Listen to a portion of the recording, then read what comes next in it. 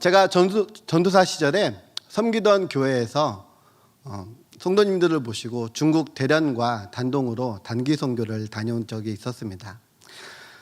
대련에서 단동으로 이동하는 중간에 한 마을을 방문하게 되었습니다. 그곳에서 중국의 조선족 교회, 가정교회를 방문하게 되었습니다. 저는 가정교회라고 해서 그 몰래 숨어서 예배해야 하고 또 우리가 들어갈 때도 조심히 들어가야 되는 줄 알았습니다. 근데 그 교회는 중국 삼자교회를 빌려서 하는 가정교회였습니다. 그래서 교회의 모습을 갖추고 십자가도 갖추고 있는 교회였습니다.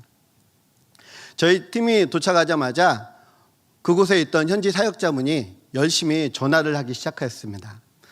그래서 왜 전화하는지 처음에는 몰랐습니다. 그런데 한 사람 두 사람씩 몰려오기 시작합니다. 제가 현지인 사역자분에게 통역하시는 분에게 물었습니다. 이게 무슨 일인지 저에게 좀 알려주십시오. 그랬더니 그 현지인 사역자분이 우리 선교팀이 왔다는 이야기를 듣고 온 동네에 귀신 들린 사람들을 전부 다 모았습니다.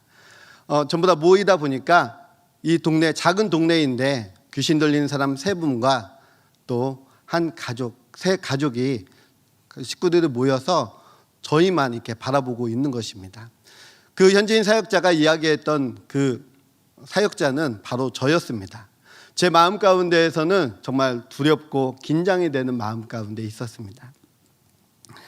그런데 그곳에서 늘 하나님의 은혜를 사모하며 예배하는 그 사람들에게 저희는 기도밖에 해줄 게 없었습니다. 그리고 귀신 들린 사람들을 가운데 모아서 저희 팀이 함께 기도했습니다. 정말 뜨겁게 기도했습니다.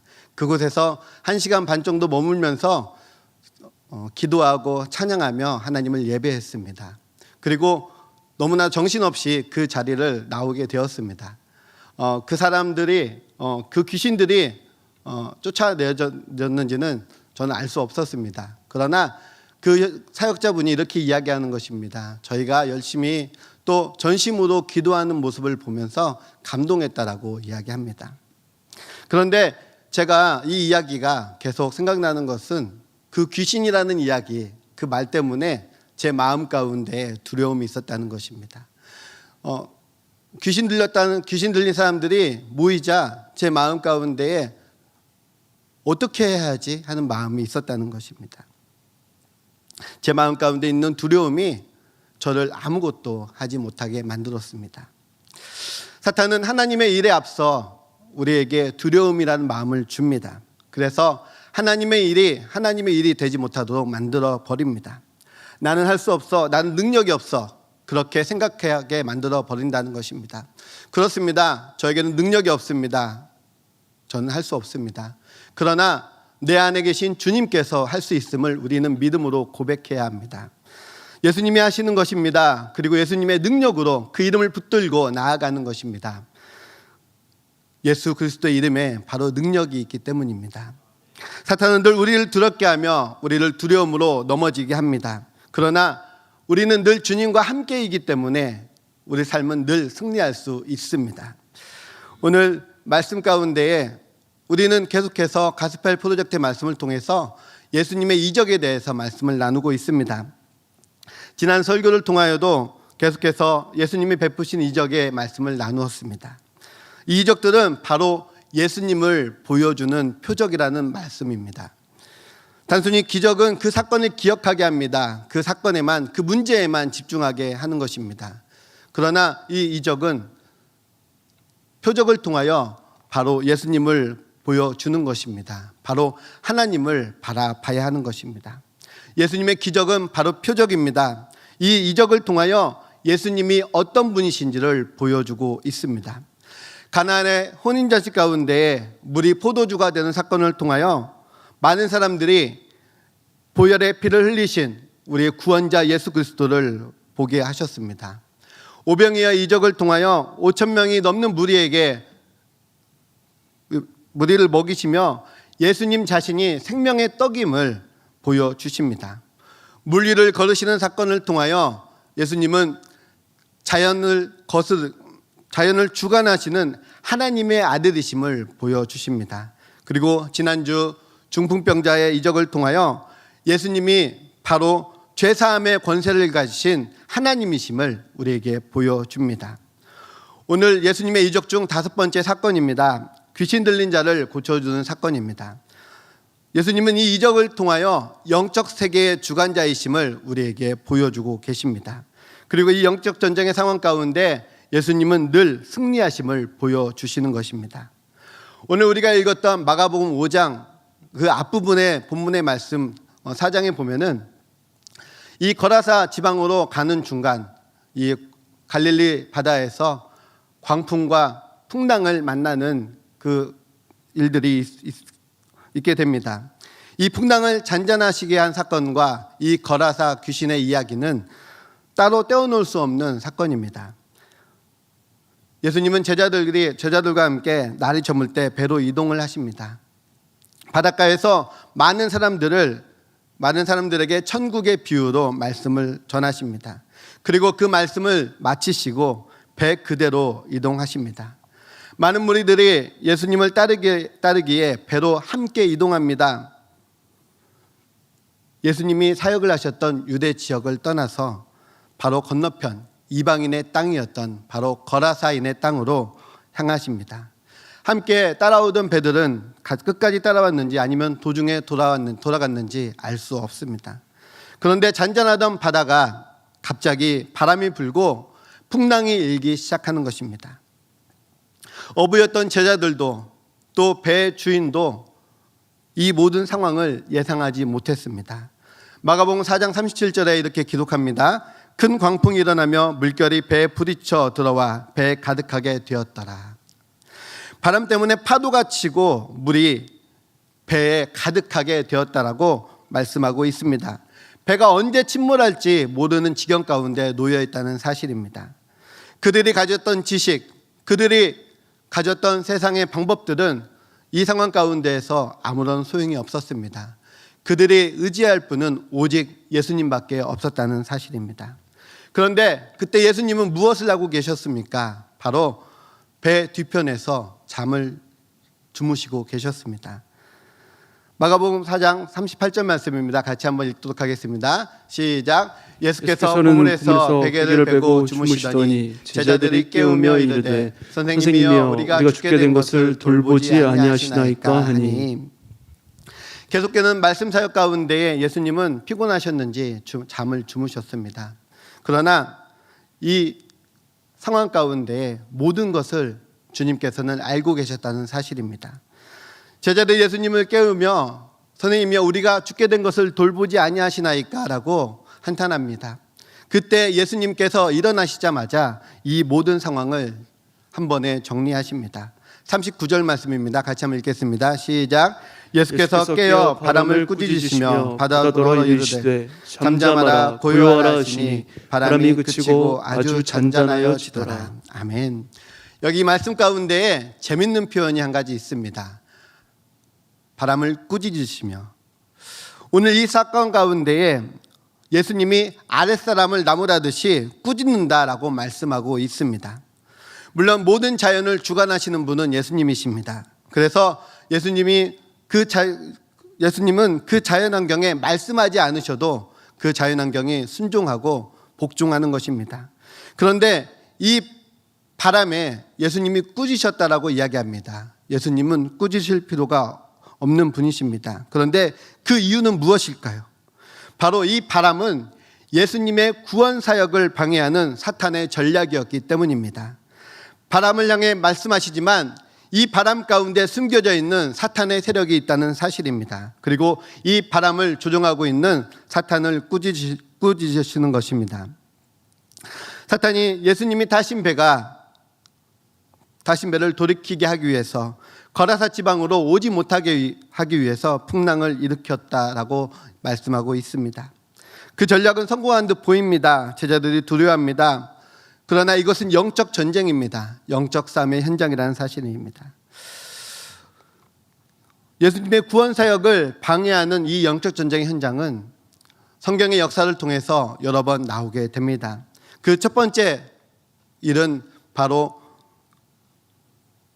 사탄이 애굽의 바로를 통하여 이스라엘의 사내 아이를 나일강에 빠져 죽게 하는 사건입니다. 그러나 하나님께서는 갈대상자를 통하여 모세가 애굽의 왕궁에서 자라게 하십니다. 두 번째는 메시아가 이 땅에 오실 때 헤롯을 통하여 어린 아이들을 죽게 하는 사건입니다. 하나님의 애굽으로 예수님의 가족을 내려가게 하셔서 그 계획을 무산시키십니다. 오늘 이 사건은 이방으로 데가블리 지역으로 예수님이 복음을 전하시러 가시는 그 사역을 사탄의 계략으로 방해하는 것입니다. 하나님의 나라가 확장되는 것을 막는 사탄의 전략이라는 사실입니다. 그리고 예수님께서는 이렇게 말씀하십니다. 40절 말씀입니다. 이에 제자들에게 이르시되 어찌하여 이렇게 무서워하느냐 너희가 어찌 믿음이 없느냐 하시니, 예수님께서 제자들을 책망하십니다. 우리는 쉽게 이렇게 생각할 수 있습니다. 내가 함께 했는데 왜 두려워하느냐. 그러나 이 책망은 사탄의 위협 앞에 두려움에 빠져버린 제자들을 향한 책망입니다. 예수님은 이러한 책망은 마가복음 9장에도 기록되어 있습니다. 많은 무리들이 같이 한번 읽도록 하겠습니다. 시작. 무리 중 하나가 대답하되 선생님이 말 못하게 귀신 들린 내 아들을 선생님께 데려왔나이다. 귀신이 어디서든지 그를 잡으면 거꾸러져 거품을 흘리며 이를 갈며 그리고 파리해지는지라. 내가 선생님의 제자들에게 내쫓아달라 하였으나 그들이 능히 하지 못하였더이다. 대답하여 이르시되 믿음이 없는 세대여, 내가 얼마나 너희와 함께 있으며 얼마나 너희에게 참으리요. 그를 내게로 데려오라 하시매. 아멘. 악한 영 사탄의 위협 앞에 아무것도 하지 못하는 제자들을 책망하시는 것입니다.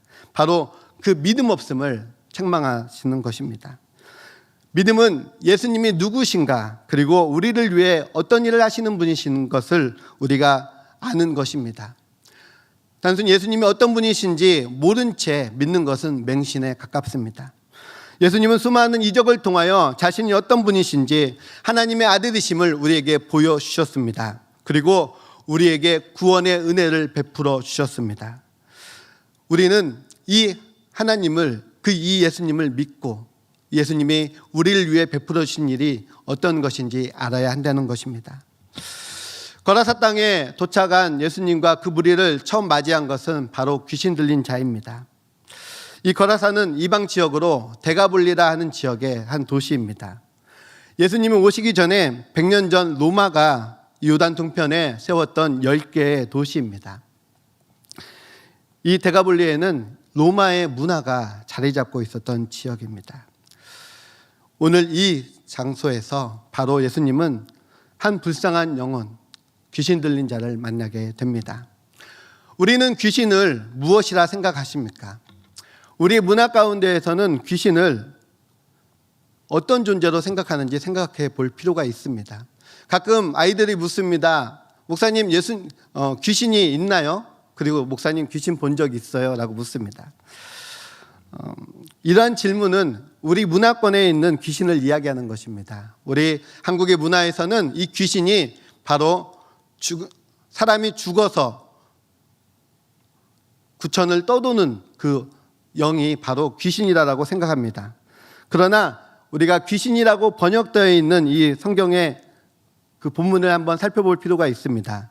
성경의 원어를 보면은 바로 불결한 영, 더러운 영, 악한 영이라고 성경에 기록하고 있습니다. 이 악한 영의 정체는 바로 사탄의 졸개들이라는 것입니다. 우리가 TV나 영화에서 나오는 그 소복을 입은 그런 귀신들은 존재하지 않습니다. 베드로서 2장 4절 말씀과 유다서 1장 6절의 말씀, 우리 파란 부분만 한번 보도록 하겠습니다.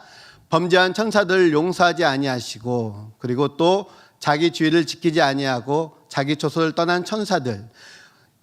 성경에는 분명히 범죄한 천사들, 그리고 자기의 지위를 지키지 아니하고 자기 초소를 떠난 천사들을 이야기하고 있습니다.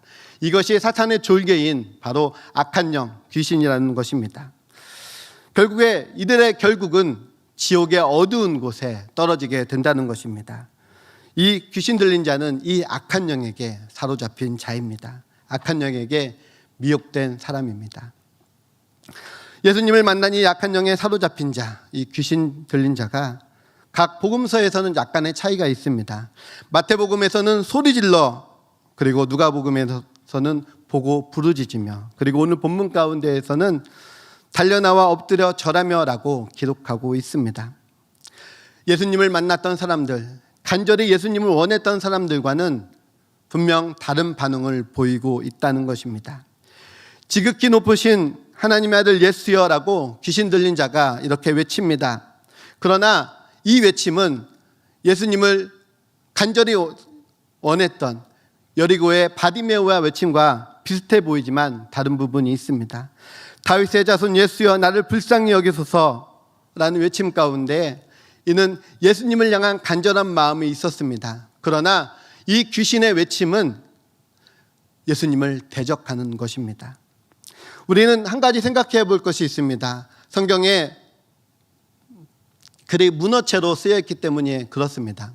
성경은 언어입니다. 바로 언어의 뉘앙스가 있다는 것입니다. 바로 이 악한 영은 벌써 갈릴리 바다에서 건너편에서 오시기 전부터 예수님의 길을, 발걸음을 방해했습니다. 데가볼리 지역에 오시지 못하도록 그 악한 영들이 힘을 썼다는 것입니다. 그렇게 맞이한 예수님을 그가 순종적으로 엎드려 절하며 맞이했을 리가 없습니다. 소리를 지르며 공격하는 모습으로 예수님께 날려오고 있다는 것입니다. 바로 대적자의 모습을 하고 있다는 것입니다. 바로 이 장소가 영적 전쟁의 현장이 되어지고 있다는 것입니다. 성경은 이 귀신 들린 자에 대해서 이렇게 말씀하고 있습니다. 3절에서 5절까지의 말씀입니다. 같이 한번 읽겠습니다. 시작. 그 사람은 무덤 사이에 거처하는데 이제는 아무도 그를 쇠사슬로도 맬 수 없게 되었으니 이는 여러 번 고랑과 쇠사슬에 매었어도 쇠사슬을 끊고 고랑을 깨뜨렸음이로라. 그리하여 아무도 그를 제어할 힘이 없는지라. 밤낮 무덤 사이에서나 산에서나 늘 소리 지르며 돌로 자기의 몸을 해치고 있었더라. 아멘. 성경은 귀신 들린 자의 상태에 대해서 이렇게 표현하고 있습니다. 더러운 귀신 들린 자. 귀신의 특징은 바로 더럽다는 것입니다. 우리가 알아야 될 것은 이 더럽다는 것은 오랫동안 그가 씻지 못해서 청결하지 못한 그 상황일 수도 있습니다. 그러나 이 더러움은 거룩과 구별되는 것입니다. 베드로전서 1장 16절에 이렇게 기록하고 있습니다. 기록되었으되 내가 거룩하니 너희도 거룩할지니라 하셨느니라. 하나님의 백성, 하나님의 사람들은 하나님의 성품인 거룩을 닮아가야 합니다. 하나님의 사람은 우리에게 삶 가운데 구별된 삶을 살아야 된다는 것입니다. 이 그의 대적이 되는 악한 영, 귀신에 들린 자는 더럽고 추한 모습으로 이 더럽고 추악한 영에 쌓여 있다는 것입니다. 그리고 그는 무덤 사이에 사는 자입니다. 아마 귀신 들린 자도 처음에는 자신의 집에 살았을 것입니다. 그러나 점점 그는 걷잡을 수 없이 그의 상태가 악화되었다는 것입니다. 그래서 더 이상 가정 가운데 살 수 없고 무덤 가운데 살 수밖에 없었다는 것입니다. 이 거라사 지방은 로마의 문화권이라고 말씀드렸습니다. 이 도시의 환경이 로마의 환경과 비슷합니다. 무덤 또한 유다의 환경과는 다릅니다. 당시 로마인들은 무덤을 도시와 같이 꾸몄습니다. 건물도 짓고 신전의 모습으로 또 훌륭한 집의 모습으로 이렇게 무덤을 만들었다는 것입니다. 그러나 중요한 것은 아무리 그 모습이 훌륭하고 아름다울지라도 그것은 무덤이라는 사실입니다. 무덤에는 소망이 없습니다. 결국 귀신 들린 자의 상태는 바로 이 무덤과 같이 소망 없는 자의 상태라는 것입니다. 또 그리고 그는 옷을 입지 않았습니다. 바로 수치를 모르는 상태입니다. 부끄러움, 수치는 죄를 지은 인간이 가장 기본적으로 갖는 감정입니다. 창세기 3장 10절에 이르되 내가 동산에서 하나님의 소리를 듣고 내가 벗었으므로 두려워하여서 숨었나이다. 하나님 앞에 범죄한 아담과 하와가 숨었습니다. 그 숨었던 이유가 무엇입니까? 아담은 벗었으므로 내가 두려워서 숨었다라고 말씀하고 있습니다. 죄를 지은 인간이 가장 먼저 느끼는 그 감정이 두려움과 수치입니다. 그러나 이 귀신 들린 사람은 바로 이 수치를 느끼지 못한다는 것입니다. 인간의 가장 기본적인 감정이 없다는 것입니다. 인간다운 삶을 살지 못한다는 것입니다. 그리고 마지막으로 귀신은 힘이 세다는 것을 우리 말씀을 통해 볼 수 있습니다. 가족들도 마을 사람들도 더 이상 그를 제어할 힘이 없게 되었다라고 성경에서 기록합니다. 그는 자신을 괴롭게 하는 것입니다. 또 주변 사람들을 괴롭게 하는 것입니다. 결국에 그를 쇠사슬로 묶었지만 그 쇠사슬마저도 그를 묶어둘 수 없었다는 것입니다. 안타까운 삶의 모습입니다. 이렇게 귀신에게 사로잡히고 불쌍하고 이 궁일한 이 영혼에게 예수님께서 찾아오십니다.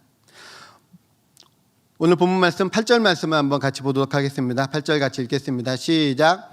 이는 예수께서 이미 그에게 이르시기를 더러운 귀신아 그 사람에게서 나오라 하셨습니다. 아멘. 예수님 말씀으로 명령하십니다. 그때 귀신 들렸던 자가 이렇게 이야기합니다. 7절 말씀입니다. 같이 한번 읽겠습니다. 시작. 큰 소리로 부르짖어 이르되 지극히 높으신 하나님의 아들 예수여 나와 당신이 무슨 상관이 있나이까. 원하건대 하나님 앞에 맹세하고 나를 괴롭히지 마옵소서 하니. 아멘. 귀신은 나오라는 이 명령과 선포 앞에 반항을 하는 것입니다. 아니 대적을 하는 것입니다. 당신과 내가 무슨 상관이 있습니까? 라고 이야기하면서 예수님의 명령에 대적하는 것입니다. 그러나 예수님의 말씀에 굴복할 수밖에 없습니다. 예수님이 귀신에게 묻습니다. 내 이름이 무엇이냐? 예수님은 이 귀신의 정체가 궁금해서 묻는 것이 아닙니다. 제자들과 함께 있는 사람들에게 알려주기 위함입니다. 그 귀신 들린 자가 이렇게 이야기합니다. 군대입니다. 우리의 수가 많습니다. 그는 로마 군대 여단 규모 바로 6천 명의 숫자를 이야기하고 있습니다. 우리의 숫자가 6천 명이나 됩니다. 어마어마한 숫자입니다. 그 수가 많다는 것을 알려주고 있습니다.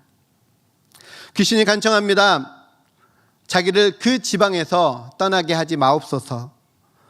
그러나 이 말은 자신을 무적행으로 보내지 말라라는 간청입니다.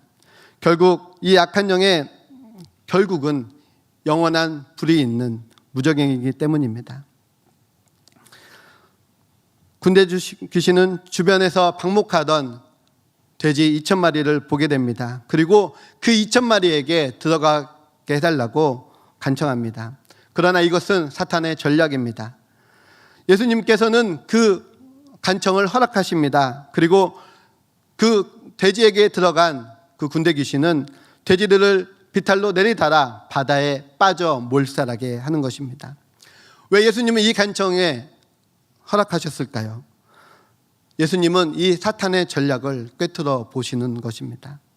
사탄의 전략대로 되는 것 같습니다. 돼지를 치던 자들이 마을로 들어갑니다. 그리고 마을 사람들과 이 돼지의 주인들에게 이야기합니다. 그 벌어진 일에 대해서 상세하게 이야기합니다. 그리고 와서 보니 귀신 들렸던 자가 이제 정상이 되어서 예수님의 발치에 앉아있다라고 기록하고 있습니다. 자신들의 마을, 자신들 주변에서 가장 큰 문제였으며 가장 큰 골칫거리가 해결되었습니다. 그러나 그들은 자신들이 입었던 경제적 손해를 보게 됩니다. 돼지 2,000마리, 그 자신들의 손해를 보면서 이 놀라운 이적의 현장 가운데에 그 이적을 베풀었던 예수님을 바라보지 못합니다. 그리고 반대로 예수님이 떠나주시기를 간청하고 있습니다. 바람과 풍랑을 일으키시며 예수님의 오심을 막았던 사탄의 전략이 성공하는 것처럼 보입니다. 대가볼리의 지역에 전도의 길이 막혀버린 것입니다. 그들은 복음을 받아들이지 않고 예수님을 거부합니다. 그러나 이 사탄의 전략은 철저하게 실패합니다. 귀신이 떠난 이 거라사 광인은 이제 온전해졌습니다. 옷을 입게 되었습니다. 정상으로 돌아왔습니다. 그리고 묶인 것에서 자유하게 되었습니다. 마을 사람들이 예수를 그 마을에서 떠나달라고 간청합니다. 그리고 예수님께서는 그 타고 오신 배에 오르십니다. 귀신 들렸던 사람은 예수님과 함께하기를 간청합니다. 그러나 예수님은 그것을 허락하지 않으십니다.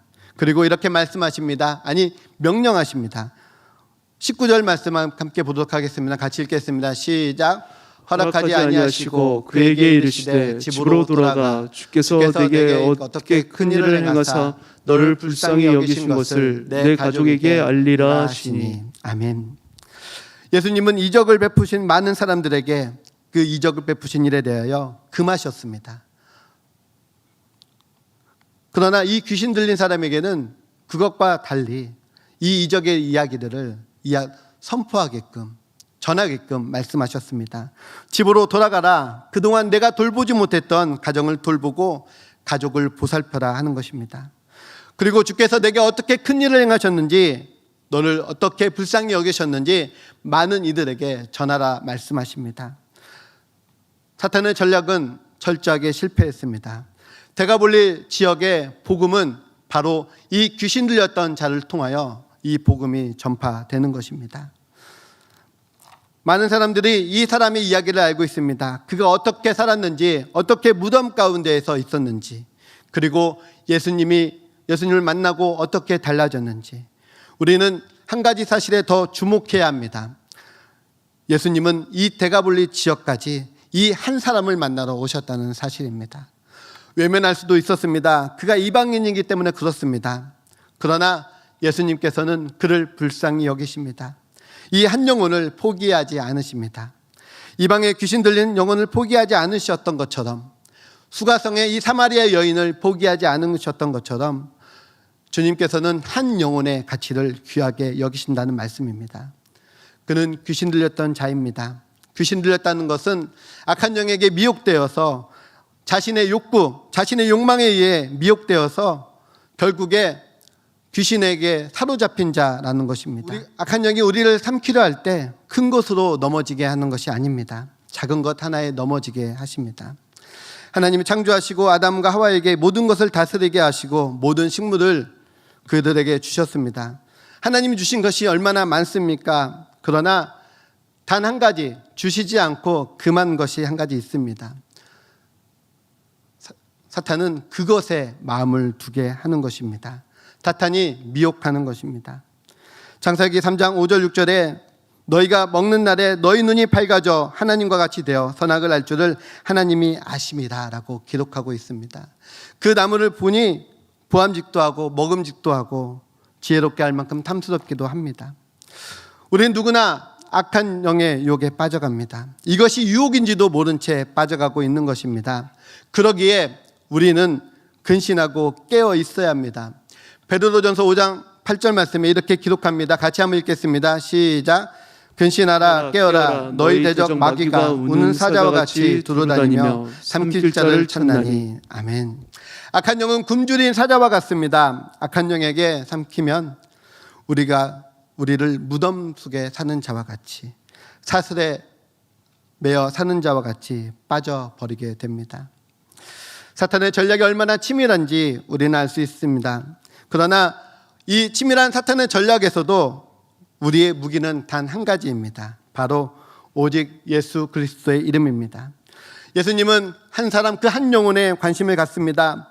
잃은 양 한 마리를 찾듯이 찾아 나서는 목자의 마음으로 또 오늘도 악한 영에게 마음을 빼앗긴 그 한 사람을 찾아 나서는 것입니다.